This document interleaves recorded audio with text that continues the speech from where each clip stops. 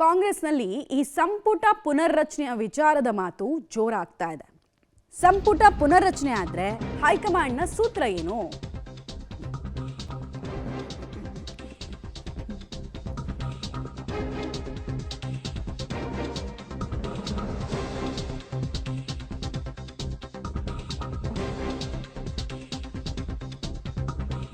ಸಂಪುಟ ಪುನರ್ರಚನೆ ಆದ್ರೆ ಹೈಕಮಾಂಡ್ನ ಸೂತ್ರ ಏನಾಗಿರುತ್ತೆ ಅನ್ನೋ ಕುತೂಹಲ.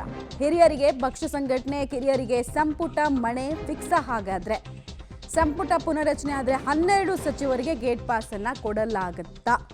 ಬಿಹಾರ ರಿಸಲ್ಟ್ ಬಳಿಕ ದೆಹಲಿ ದಂಗಲ್ ಜೋರಾಗುವ ಸಾಧ್ಯತೆ ಇದೆ.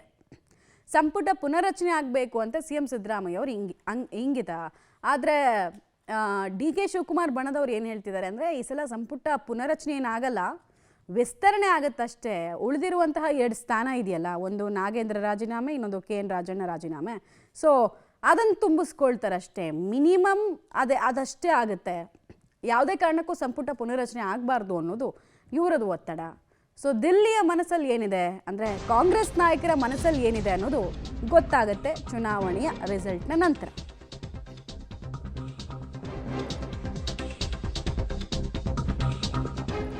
ಕಾಂಗ್ರೆಸ್ ನಾಯಕರಲ್ಲಿ ಸಂಪುಟ ಪುನರ್ರಚನೆಯ ಜಪ ಶುರುವಾಗಿದೆ. ಕುರ್ಚಿ ಕಚ್ಚಾಟಕ್ಕೆ ಸಂಪುಟ ಪುನರ್ರಚನೆಯ ತಂತ್ರವನ್ನ ಉಪಯೋಗಿಸಲಾಗ್ತಾ ಇದೆ. ಪವರ್ ಶೇರಿಂಗ್ ವಿರುದ್ಧ ಸಿಎಂ ಪುನರ್ರಚನೆಯ ದಾಳವನ್ನ ಉರುಳಿಸಿದ್ದಾರೆ. ಪುನರ್ರಚನೆ ಆಯಿತು ಅಂದ್ರೆ ಇಟ್ ಈಸ್ ಮೆಸೇಜ್ ಎಲ್ರಿಗೂ ಕೂಡ ಅದು ಕಳಿಸ್ದಂಗೆ. ಏನಂತ, ಯಾವುದೇ ಕಾರಣಕ್ಕೂ ಅಧಿಕಾರ ಹಂಚಿಕೆ ಆಗಲ್ಲ, ಕೈಗಳು ಬದಲಾಗಲ್ಲ ಅನ್ನೋದನ್ನು ಹೇಳ್ದಂಗೆ. ಆಮೇಲೆ ಪುನರ್ರಚನೆ ಬಗ್ಗೆ ಸಿಎಂ ಒಲವು ತೋರಿಸಿದ್ದಾರೆ. ಡಿ ಕೆ ಶಿವಕುಮಾರ್ ಸಹಜವಾಗಿ ವಿರೋಧ ವ್ಯಕ್ತಪಡಿಸ್ತಾ ಇದ್ದಾರೆ. ಹಿರಿಯರಿಗೆ ಪಕ್ಷ ಸಂಘಟನೆ ಜವಾಬ್ದಾರಿ ಕೊಟ್ಟು ಕಿರಿಯರನ್ನ ಫ್ರೆಶ್ನೆಸ್ ಬೇಕು ಒಂದು ಕ್ಯಾಬಿನೆಟ್ಗೆ ಅಂತ ಅಂದರೆ ಕಿರಿಯರಿಗೆ ಅವಕಾಶವನ್ನು ಕೊಡಬೇಕು ಅಂತ. ಯೂಶಲಿ ಹೆಂಗಾಗತ್ತಂದರೆ, 1-2 ವರ್ಷ ಆಡಳಿತ ವಿರೋಧಿ ಅಲೆ ಇರುತ್ತೆ, ಅದನ್ನು ತಗ್ಗಿಸ್ಬೇಕು ಅಂದರೆ ಒಂದು ಫ್ರೆಶ್ ಫೇಸ್ಗೆ, ಹೊಸ ಮುಖಕ್ಕೆ ಆದ್ಯತೆ ಕೊಟ್ಟಾಗ ಸ್ವಲ್ಪ ಜನ ಅದನ್ನು ಮರಿತಾರೆ ಅಂತ ನಂಬಿಕೆ.